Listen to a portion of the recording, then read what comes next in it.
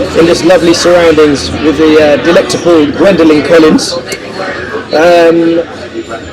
My name's Elijah. I'm going to be interviewing this young lady for Colourful Radio. Yes. Gwendolyn, nice to meet you. Nice to make your acquaintance. Yes, nice to see you again. Thank you so much for coming out to support me at Jazz Cafe. Amazing. Oh yeah, what a performance! What a performance! Thank you. Thank you. So before I start, how has it been in the UK? It has been absolutely amazing, Elijah. I tell you, the love that I'm getting here, you guys feel like family. Okay. You know, you guys feel like family. It's like my brothers, my sisters, my cousins, and you're so sweet. So I appreciate all the support that everyone has given me. This feels like home. Good. Yeah, it feels like home. First time being here? First time being here. First time even, anywhere in Europe. Okay. Yeah. First time. First How long have you been here at the moment? I arrived here September 20th, so I'm on like day 12. Yeah, and I leave tomorrow, and I do not want to go. I'm not ready to go. I promise. Yeah. Well, whenever you want to come back and enjoy the nightlife, because obviously London is another period in time altogether. Yeah, we're hanging out in Camden Town right now. It's Camden Town right now. So Jazz Cafe is around the corner. Jazz Cafe just around the corner. So I wanted to come back to where the big experience was, and I'm having a great time. Okay. So thanks for meeting me here. Okay, well, pleasure for you to be here. Gwendolyn, so tell us how it all started. When did you learn to sing, or when did you start singing? What was your influences? I'll tell you, I don't have like that amazing story that most people have. I sang like most in church coming up, but I really didn't start coming into myself, I like to say, until maybe about 2 years ago. I sang with bands, I sang cover tunes, but my first attempt at writing a song and putting it out to the public was just August of last year. All right. Yeah, my first single, and once I wrote my first song and saw the reception that I received here, I started writing every day. Every day I was writing, and some of my influences, it's funny because I now know my influences when I was younger because I can hear it a little bit in my music now. So younger, believe it or not, Annie Lennox, kind of like a different genre of music. But then, of course, I listened to Gladys Knight and the Pips, and I listened to the Temptations, and Papa was a Rolling Stone, and all of that. But then as I became older, I was, like I said, who was it? Tracy Chapman. Love, give me one reason to stay. Tracy Chapman, Erykah Badu. I love her neo soul. Jill Scott is a big influence of mine because she makes me feel like I can be free in my music and say what I want to say and sing what I want to sing about. So a lot of influences have led me to where I am now. Oh, excellent. Excellent. In listening to your music, your latest album, is it your first debut album? My debut album. In London. This album is coming off the shelves in all the record stores. It's so amazing. It's absolutely off the hook. One of my favorite tracks. Your album's called Storytelling. Side 1. Side 1. The Simple Thing. And you done a version of one from Mary J. Blige in one of your albums? I did. I wanted to give much respect to Curtis Mayfield. And then I wanted to give respect because he did the original bass line. And give respect to my girl, R&B, Mary J. Blige. Yes. But then I always like to put my kind of jazzy funk soul spin on stuff. So for those who are into music, we slowed it down. We actually lowered the key to B flat so it could kind of get into that more soulful. Yes. Not that I don't love R&B, but I wanted to make it and I called it Be Happy Smooth Soul. So there was a formula behind it, and then a bunch of harmonies. Yes. So I covered that, and it's doing very well now. It's doing phenomenally well. Here. This album, all the radio stations are actually playing it. Yeah. And the reason why it's actually being played is because it's fresh, it's new, it's got soul to it. Yeah. And we appreciate the soul that you're coming with. You guys do. You guys do. I've been kind of texting with some of my American friends, and the one thing I can say is that when you say you guys appreciate soul, I see it in your eyes. I feel it from my heart to yours when I'm even on stage. Yes. Like you guys have this amazing appreciation for not just the music. It's live. Yes, it's live. Not just the music, but I feel like you guys have an appreciation for the artist. Yes. And what it is, not just what we're singing, but what we feel behind it. Okay. So even in Be Happy, I did a cover, but you guys understand that I try to uncover the cover. If that, you know what, we're not knocking you for that cover because I love covers. Yeah. And I love to hear the versions of what people put together, their versions of the cover. Yeah, how they feel it inside. How they feel it inside, So, I mean, talking about inspiration, what are your lyrical inspirations? You know, it's so funny because someone asked me not too long ago, what's your formula? Honestly, I don't have a formula. I don't read a book. I can get inspired from this moment right here, go back to the hotel and write a song. So my inspiration is just seeing the things around me, feeling things, experiencing things. And it's not always my experience. I've written songs based on a friend's experience. They may call me, yo girl, let me tell you what happened to me today. You know, one funny thing is one time I just had a friend post something on Facebook, and she was sitting in a park and she saw a lot of cute guys walk by, and I wrote a song, and I wrote a song called "Can I Get to Know You," just based on that, which I haven't released yet. I got it coming for you, but so I'm just inspired by life and the beauty of life. Oh, lovely. Oh, excellent. Thank you. So, what is next for Gwendolyn Collins? You know, if I can just sit here and be completely honest, I don't know, because I feel like this experience, I didn't expect it. I didn't expect to come here and to be able to sing on, stages like the Jazz Cafe. I go to Paris and do Biz Art. So I'm thinking, I'm not even going to say I thought this was something 2 years down the road. I didn't expect anybody but my cousins and my friends and my family, to buy my music. So I think when I go home, I have something for you guys. I'm not sure if you're familiar with Miss Deborah Debs. She should be. We went to the studio last week and we put down a song. So I'm trying to do that US-UK love together collaboration. I wrote a song actually just last night on the ride home, and it's called Dear You, and it's going to be a dedication, a ballad to you guys, just for the love that we have. And it's going to be like a letter, just Dear You, meaning Dear London. And then I'm going to work on my next EP. I already have songs. Already? Well, I had 20 songs on my original CD, and I was like, what are you doing? Take some off. So I could probably drop another EP tomorrow, which I won't, but I have some stuff already that I'm very pleased with. But this experience has kind of opened up my songwriting a little differently.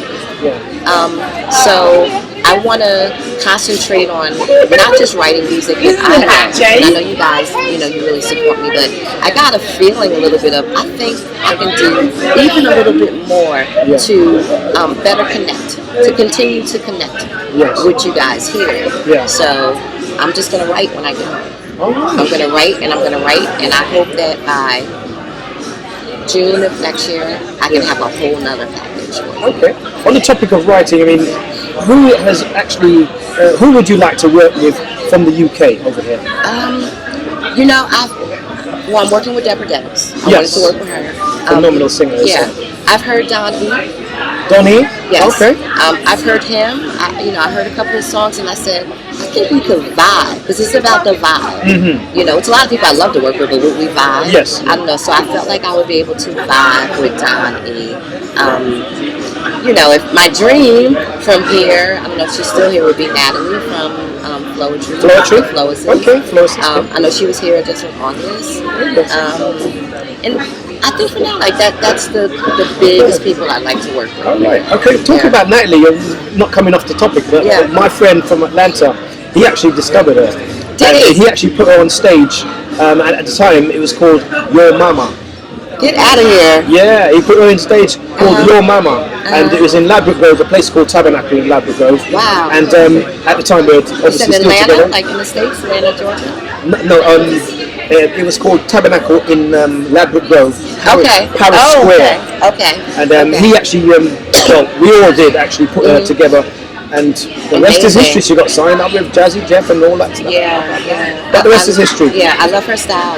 Big ups to Love her. her style. It's amazing. And you can tell she's singing from a place. Oh yes. So that's what I really love about her. Exactly that. Well, we're not talking about her. That's okay. We're talking about you. Thank you. So, in the next 5 to 10 years, where do you see yourself? I'll tell you, my dream is to be. I have this slogan where I say I want to help other independent artists' dreams come true. Okay. So I love to write. I love to produce. I have my own studio. I recorded my entire CD in my own studio that I built. I just want to be, I don't know the right term if it's a producer. I want to be whatever I can be to help other artists get their style of art out. Okay. Because it is hard. It's a lot of work. It's marketing. It's business. It's finance. It's studio time is very expensive. So I opened up my studio for a very nominal fee. Yes. Because I want other people to be heard. So I kind of always say I want to be like a Powerpuff Girl. I want to be the girl that's just strong in all aspects of music, so that I can help other people, get up there without the financial work. Of course, of course. And I've had people record in my studio, and they tell me that they're very comfortable in my studio. You can get in the studio and get a little, tightened up or whatever. So I may have a little wine if necessary. And why not, as you do.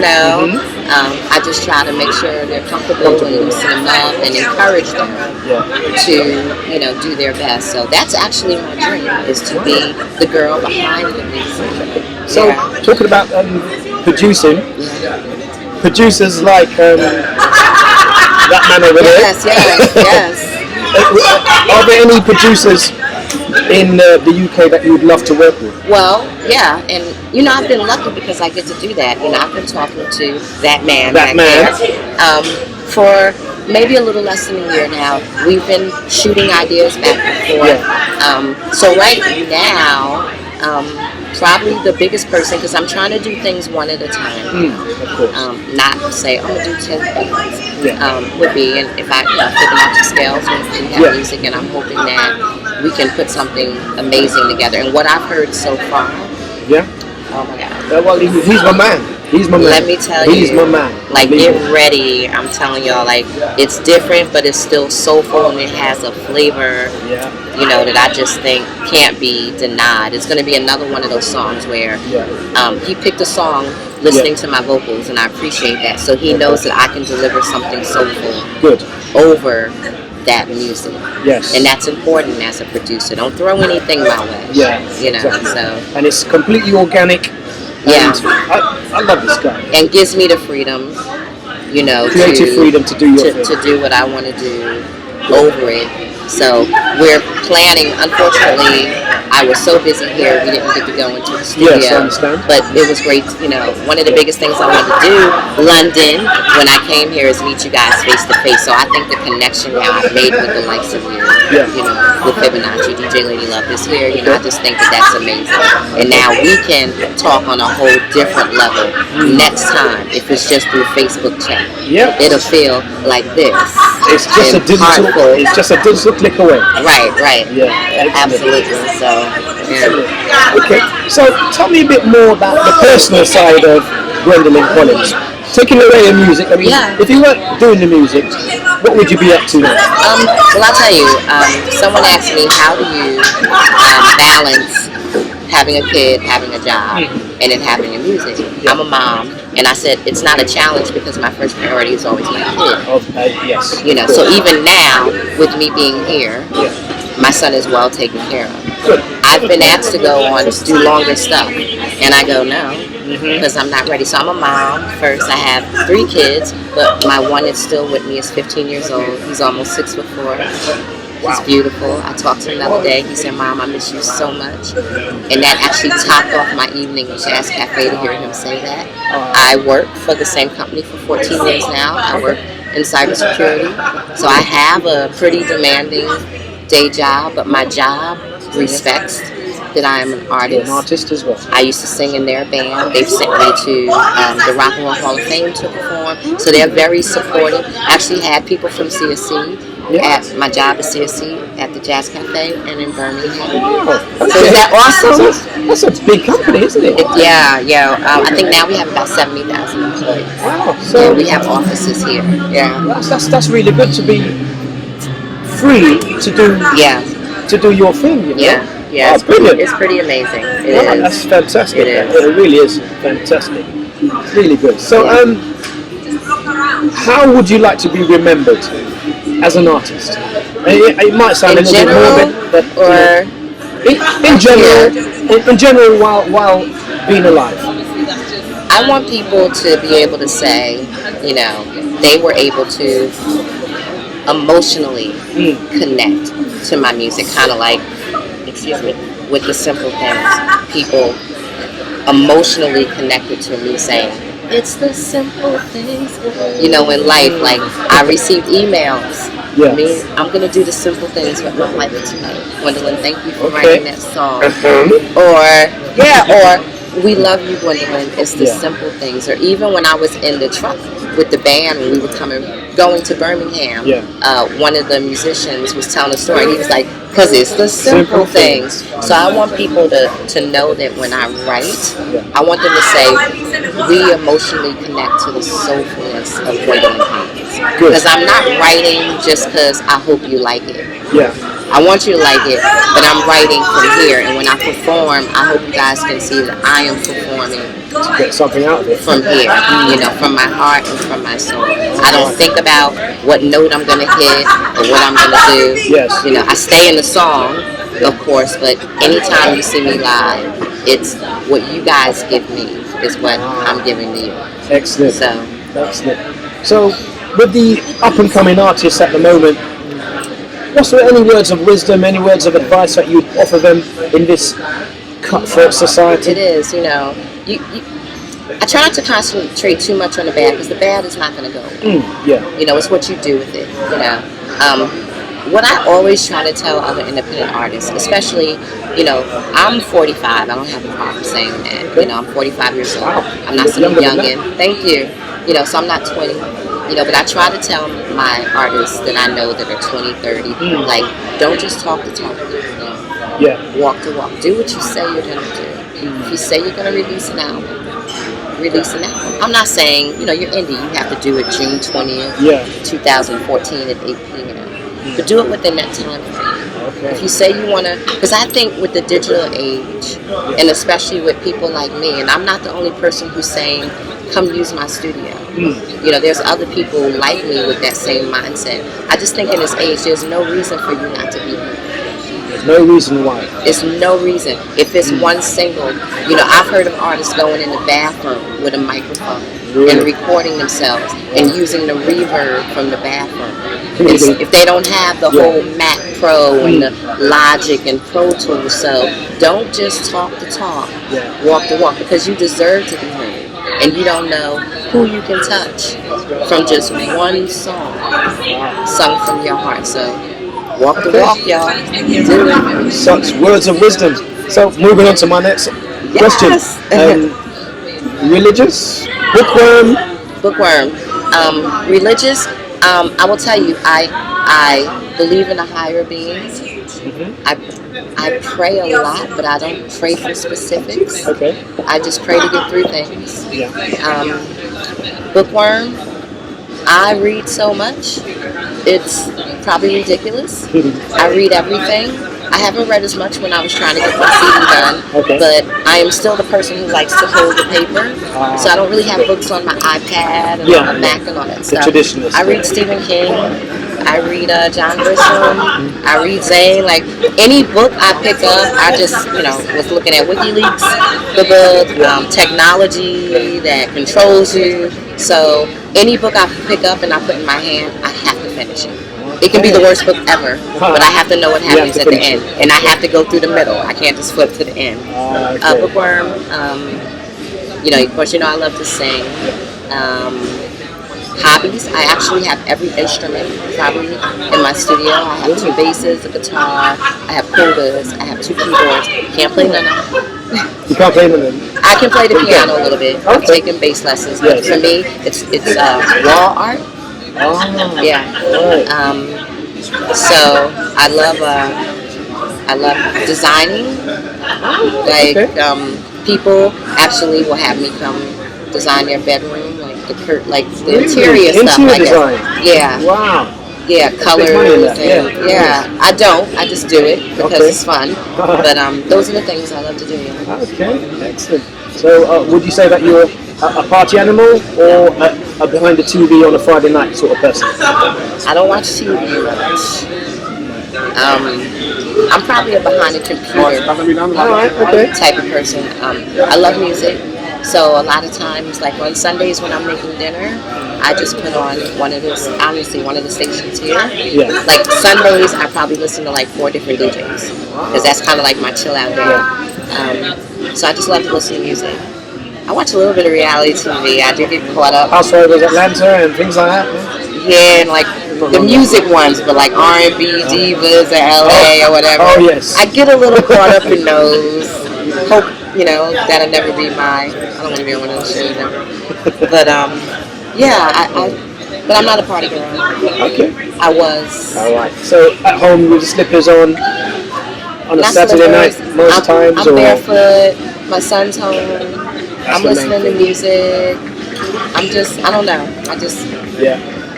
I'm very busy though, but I don't know what I'm busy with half the time. Busy. Sometimes I'm up till like 2 in the morning. Oh, okay. Yeah, and I'm night owl.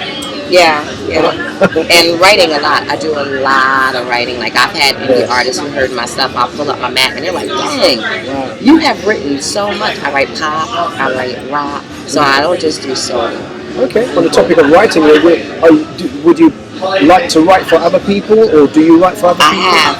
I actually sold my first song about 6 months ago. I wrote like a kind of jazzy bossa nova song. Okay. I can't say who it is yet because she's releasing it on her project. So I've written and I've collabed and I do a lot of vocal arrangements. So when people come to the studio, they trust me. Yeah. They're like, "Well, Gwenny, what should I do here?" And I'll help them with their backs or I'll do their backs or whatever. So yeah, I love writing. I love writing. Yeah. So obviously multi-talented. I don't know where it came from because this is all in like the last 2 years.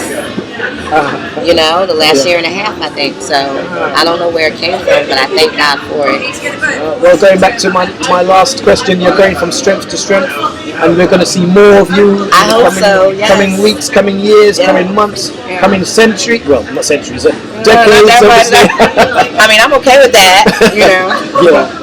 Okay, well, it's nice meeting you. Nice meeting you. Enjoy your stay. Thank we you. would love to see you back here again. I'm coming back. Like this, it's no doubt.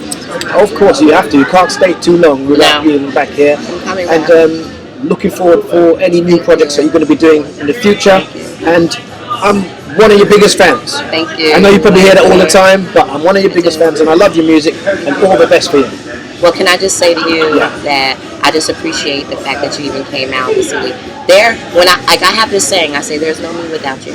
And you guys over here in London have truly given my music a chance. Like, you've given my style of art a chance. Yeah. I appreciate it, so much. I try to deliver that, at Jazz Cafe and just let you guys know that I don't know what I would do without you guys. So big ups to the DJs in London. Big ups to Elijah and Colorful Radio. Thank you so much. So much. I love you for it.